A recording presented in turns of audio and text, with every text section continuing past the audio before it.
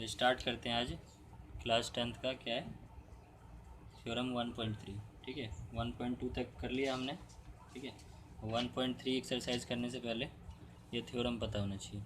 ठीक है, तो थ्योरम क्या कहता है, let p be a prime number if p divides a square then p divides a where a is a positive integer. कहने का मतलब क्या है कि अगर पी कोई प्राइम नंबर है ना, और वो डिवाइड करता है ए स्क्वायर को, मतलब ए स्क्वायर कोई नंबर है उसको अगर डिवाइड कर देता है खुद से, तो वो पी जो है वो ए को भी डिवाइड कर सकता है। ठीक है, जैसे एग्जांपल ले लेते हैं, पी एक कोई प्राइम नंबर है ना, तो प्राइम नंबर क्या होते हैं, 2 से स्टार्ट होते हैं। 2 3 हो गया, 5 हो गया, 7 हो गया, 9 हो गया, ऐसे प्राइम नंबर है। ठीक है, अब ए स्क्वायर कोई वैल्यू हो सकती है, तो ए स्क्वायर मैंने मान लो ले लिया कोई नंबर का स्क्वायर, 4 ले लिया ए स्क्वायर। ठीक है ना, ए स्क्वायर क्या है 4, मतलब 2 स्क्वायर बोल सकते हैं ना, तो 2 स्क्वायर इजकल टू 4। तो कौन सा प्राइम नंबर इसको डिवाइड कर देता है, 2 कर सकता है। ठीक है, 4 3 तो नहीं कर सकता, 3 ले ही नहीं सकते है ना, तो हमें ऐसा पी ऐसी वैल्यू लेनी है जो ए स्क्वायर को डिवाइड कर देता हो। ठीक है, तो उसके बाद हम देखेंगे कि वो अगर ए स्क्वायर को डिवाइड कर देता है तो वो ए को भी डिवाइड कर देगा। ये इस थ्योरम का मतलब है, अगर कोई प्राइम नंबर ए स्क्वायर को डिवाइड करता है तो वो ए को भी डिवाइड कर देगा। तो इसमें से इन प्राइम नंबर्स में से 2 जो है इस ए स्क्वायर को डिवाइड कर सकता है। ठीक है, तो 2 जो है 4 को डिवाइड कर सकता है ना। ठीक है, पी अगर 2 हो जाए तो ए स्क्वायर बाई पी है ना, तो 4/2 2 हो जाएगा। ठीक है, अब देखो ये जो प्राइम नंबर है वो 4 को डिवाइड कर देता है ना ए स्क्वायर को, तो ए की वैल्यू क्या है यहाँ पे 2 है, ए 2 है ना। ठीक है, ए का स्क्वायर है तो ए 2 है, तो ये पी जो है 2, ये 2 को भी डिवाइड कर देगा। ठीक है, वैसे ही अगर मैं कोई और प्राइम नंबर कोई और ए स्क्वायर ले लिया, ए स्क्वायर मान लो मैंने ले लिया 16 ले लिया, 4 का स्क्वायर। ठीक है ना, तो इसको भी इनमें से कोई प्राइम नंबर नहीं कर पा रहा है, कुछ और लेके देखते हैं। ठीक है, जैसे मैंने ले लिया 9 का स्क्वायर ले लेता हूँ। ठीक है, 9 स्क्वायर क्या होता है 81। ठीक है, तो अब कौन सा प्राइम नंबर इसको डिवाइड कर सकता है, 3 कर सकता है, 9 कर सकता है। ठीक है, तो 3 को मैं रख के देखता हूँ, अगर पी मैं 3 ले लूँ तो क्या ये ए स्क्वायर को डिवाइड कर देगा, ए स्क्वायर बाई 3 क्या है 81/3 कितना है 27 है ना। तो ए स्क्वायर को डिवाइड कर दे रहा है 3, तो ये ए को भी कर देना चाहिए। ठीक है, तो ए की वैल्यू क्या है यहाँ पे 9 है, ए इजकल टू 9 है, अगर ए स्क्वायर 81 है तो ए क्या है 9 है। ठीक है, तो क्या ये 3 उस 9 को भी डिवाइड कर देगा, हाँ कर देगा, 9/3 कर दो, 3 आ रहा है ना। तो इससे क्या प्रूव हो रहा है कि कोई भी प्राइम नंबर अगर ए स्क्वायर को डिवाइड कर दे रहा है तो वो ए को भी डिवाइड कर देगा। ठीक है, अब इसी 81 के लिए ए स्क्वायर 81 के लिए मैं पी को 3 ना लेके 9 ले लेता हूँ मान लो। ठीक है, तो पी इजकल टू 9 ले लूँ तो क्या हो जाएगा 81/9 एक बार करोगे तो क्या आएगा 9, फिर 81 तो ए स्क्वायर है तो ए की वैल्यू क्या है 9 है ना, और 9/9 करोगे तब भी कट जा रहा है ना। तो ये जो पी है हमारा वो ए स्क्वायर को भी डिवाइड कर दे रहा है और ए को भी डिवाइड कर दे रहा है ना।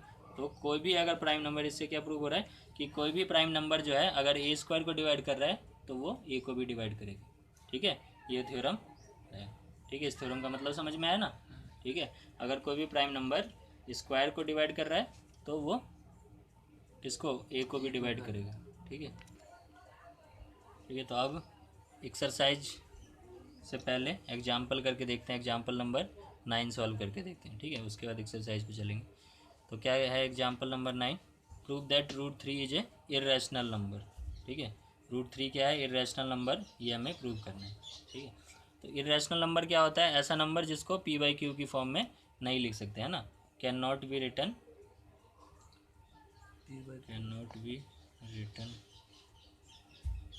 इन द फॉर्म ऑफ p/q, जिसको हम p/q की फॉर्म में ना लिख सके उसे ही इर्रेशनल नंबर कहते हैं। तो इस तरह के क्वेश्चन को सॉल्व करने के लिए रिवर्स में हम चलेंगे। ठीक है, पहले हम क्या करेंगे, इसको √3 को रैशनल नंबर मान लेंगे। ठीक है, और उसके बाद जब हम इसको सॉल्व करेंगे तो बाद में क्या पता चलेगा कि ये रैशनल है ही नहीं। ठीक है, और रैशनल नहीं होगा तो क्या प्रूव हो जाएगा कि ये हमने जो प्रिडिक्ट किया था, पहले मान जो लिया था कि ये रैशनल नंबर है, तो वो गलत हमने मान लिया था, इसका मतलब है ना। अगर हम इसको पहले से मान लेते हैं कि ये रैशनल नंबर है और लास्ट में जाके कुछ कंडीशन ऐसी बनती है कि ये रैशनल नंबर ना लगे, है ना, लगे कि ये कुछ और ही है। ठीक है, तो हमारा जो जो अनुमान हमने लगाया था, ठीक है, तो वो तो गलत साबित हो जाएगा। ठीक है। जैसे ही गलत साबित होगा तो हम क्या बोल देंगे, ये रैशनल नहीं है, तो क्या हो सकता है, ये रैशनल ही होगा। ठीक है, जो रैशनल नंबर होते हैं वो सारे नंबर जितने भी है वो रैशनल नंबर होते हैं। ठीक है, इरेशनल को छोड़ के। तो जो अगर रैशनल नहीं है तो क्या हो जाएगा, इरेशनल ही रहेगा। ठीक है, तो क्या करते हैं, सबसे पहले लेट कर लेते हैं, let √3 is a rational number. ठीक है, खुद से एज्यूम कर लिया हमने कि रैशनल नंबर लेट कर लिया। ठीक है नहीं है ना, लेकिन हम मान के चल रहे हैं शुरू में। ठीक है, ये हमारा अनुमान है लगभग, मान लो ये। ठीक है, तो अगर ये रैशनल नंबर है तो रैशनल नंबर क्या होता है, जिसको p/q की फॉर्म में लिख सकते हैं। रैशनल का मतलब होता है रिटर्न, है ना, can be written in the form of p/q। ठीक है, वेयर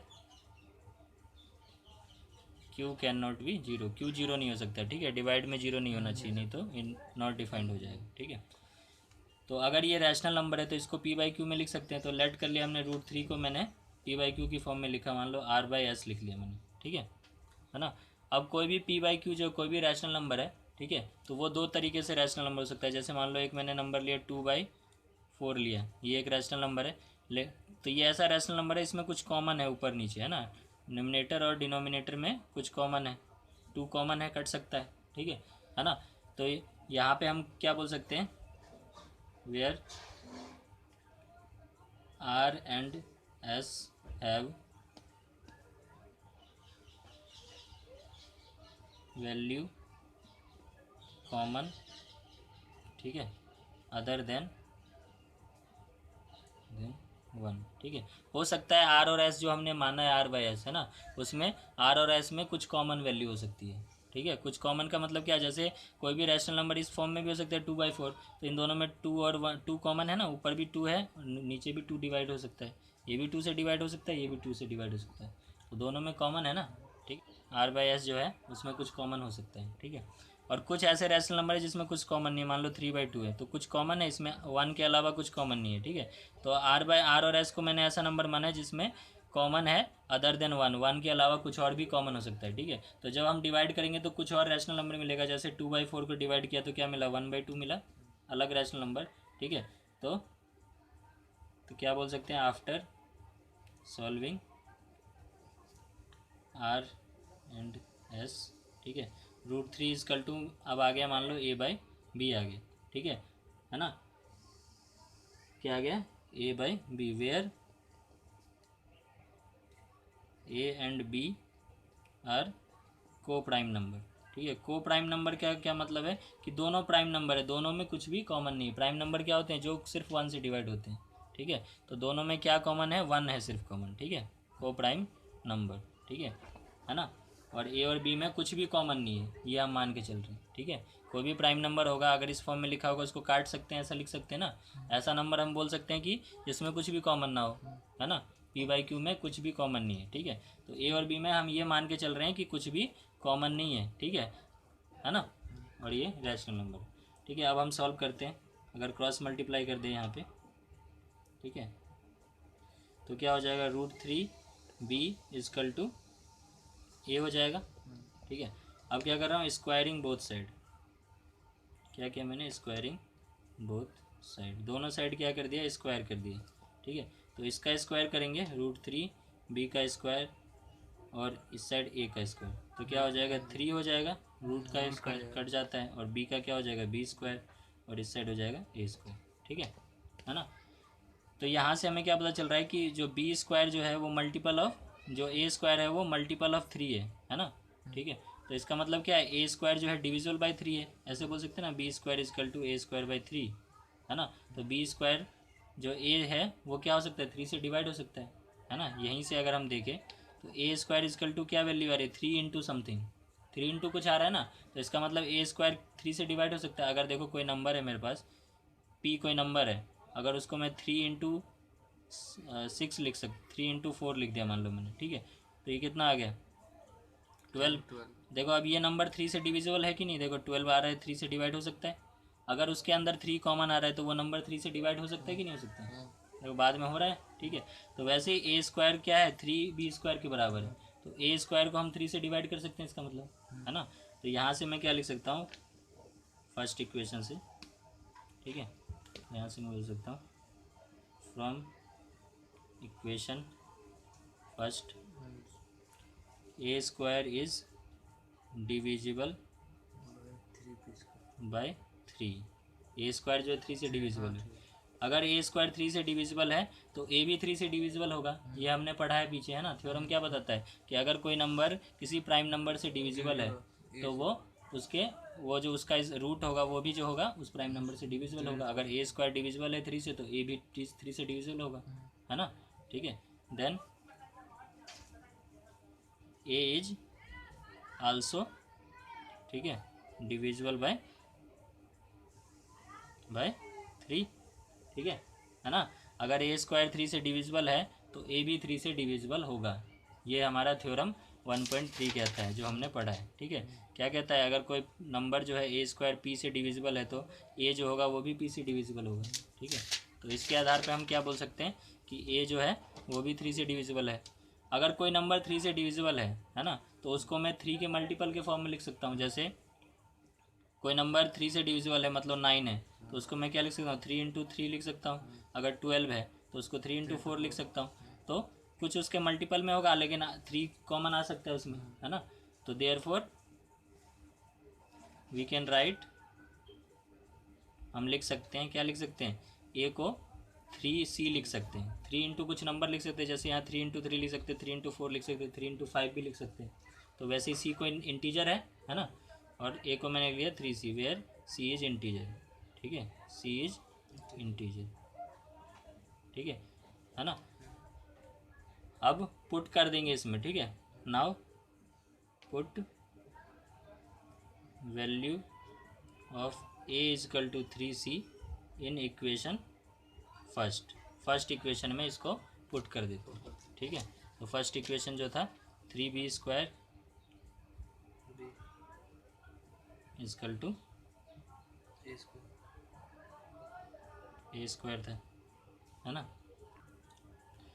तो अब क्या लिख देंगे, फ्रॉम इक्वेशन फर्स्ट में से ए की जगह 3c रख देंगे इक्वेशन फर्स्ट में। ठीक है, इक्वेशन फर्स्ट ये था, तो 3b स्क्वायर इजकल टू ए की जगह रख दिया 3c, इसका स्क्वायर किया, है ना। तो क्या आ गया, 3b स्क्वायर इजकल टू 9, 3 का स्क्वायर 9 और c का स्क्वायर c स्क्वायर। ठीक है ना। अब 3 से ए कट जाएगा 3 टाइम्स में, तो क्या बोल सकते हैं, b square equal to 3c square. ठीक है, अब वैसे ही जैसे यहाँ पे आ रहा था कि a square equal to 3b square आ रहा था, तो हम क्या बोल रहे थे, a square is multiple of 3, इसका मतलब ए स्क्वायर जो है 3 से डिविजिबल है ना। ठीक है, तो वैसे यहाँ पे हम क्या बोल सकते हैं, b square is multiple of 3, है ना। ठीक है, तो फ्रॉम सेकेंड बोल देते हैं, फ्रॉम इक्वेशन सेकेंड, ठीक है, b square is divisible by 3, ठीक है, and b is also divisible by 3। अगर बी स्क्वायर 3 से डिविजिबल है तो बी भी होगा। ये थ्योरम कहता है ना, थ्योरम के हिसाब से बी इज डिविजिबल बाय, अगर बी स्क्वायर डिविजिबल है तो बी भी होगा। तो अब मैं बी को क्या लिख सकता हूँ, बी को 3 के मल्टीपल के फॉर्म में लिख सकता हूँ। अगर बी डिविजिबल है तो देयरफॉर बी को we can write b equal to 3d लिख दिया, मान लो मैंने, कुछ भी नंबर हो सकता है डी, है ना, वेयर डी इज इंटीजर। ठीक है, 3d है ना। ठीक है, तो b को क्या, बी स्क्वायर जो है 3 से डिविजिबल है ना, और b को क्या लिख सकते हैं, बी स्क्वायर डिविजिबल है तो b भी डिविजिबल है, और b को 3 के मल्टीपल में लिख सकते हैं 3 इंटू डी। ठीक है, और वेयर d क्या है, d इज इंटीजर, है ना, d क्या है, इंटीजर है। ठीक है, तो अब देखो यहाँ से ये value a is equal to 3c और b इजकल टू 3d, और हमारा जो रैशनल नंबर था √3, हमने क्या माना था स्टार्टिंग में, √3 equal to a by b, और a और b में कुछ कॉमन नहीं है। लेकिन अभी हमने क्या प्रूव किया, देखो क्या दिख रहा है यहाँ से, a की वैल्यू में 3 मल्टीपल है और b भी 3 का मल्टीपल है। ठीक है, तो इसको मैं मान लेता हूँ थर्ड, ठीक है, इसको मान लेता हूँ फोर्थ। ठीक है ना। ठीक है, यहाँ पे हमने माना था कि ए और बी में कुछ कॉमन नहीं है। ठीक है, तो from equation third and fourth से क्या पता चल रहा है, a and b have common factor 3। ठीक है, 3 जो है और ए और बी में कॉमन फैक्टर है, ठीक है ना। तो देयरफॉर आवर जो हमारा जो एजम्पशन था, जो हमने लेट किया था, है ना, आवर एजम्पशन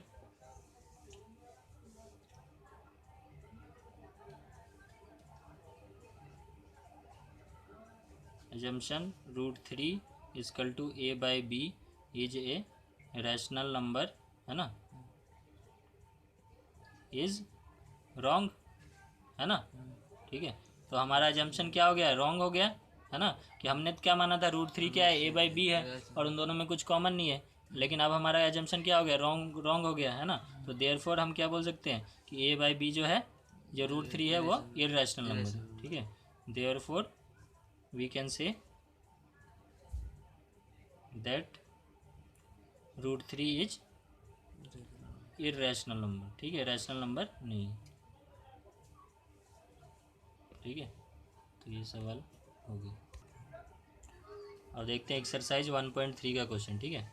तो फर्स्ट क्वेश्चन है, प्रूव करना है √5 इज इर्रेशनल नंबर। तो इसको उसी तरह से कर लेंगे जैसे अभी √3 का किया था, है ना, √3 को जैसे इर्रेशनल प्रूव किया उसी तरह से पहले मान लेंगे कि रैशनल है, फिर सॉल्व करेंगे उसको। कुछ कॉमन नहीं होना चाहिए पी बाई क्यू में, ए बाई बी में, है ना, और जैसे ही कुछ कॉमन आ रहा है तो फिर इर्रेशनल हो जाएगा, है ना, ठीक है। ये कर लेंगे। अब मैं सेकेंड क्वेश्चन करके बताता हूँ, ठीक है।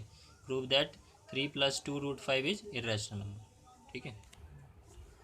तो क्वेश्चन सेकंड में क्या करना है, prove that 3 + 2 √5 is irrational number, ठीक है। तो इसको हमें इर्रेशनल प्रूव करना है, तो फिर उसी तरह से क्या मान लेंगे हम, लेट करेंगे, लेट 3 + 2 √5 इज रैशनल नंबर, ठीक है। पहले से मैंने मान लिया ये क्या है, रैशनल नंबर मान के चल रहे हैं, ठीक है। और लास्ट में कुछ ऐसी कंडीशन बनेगी जिससे ये क्या हो जाएगा कि रैशनल नहीं रह पाएगा, है ना। तो अगर हम इसको रैशनल मान रहे हैं तो इसको क्या लिख सकते हैं, पी बाई क्यू की फॉर्म में लिख सकते हैं।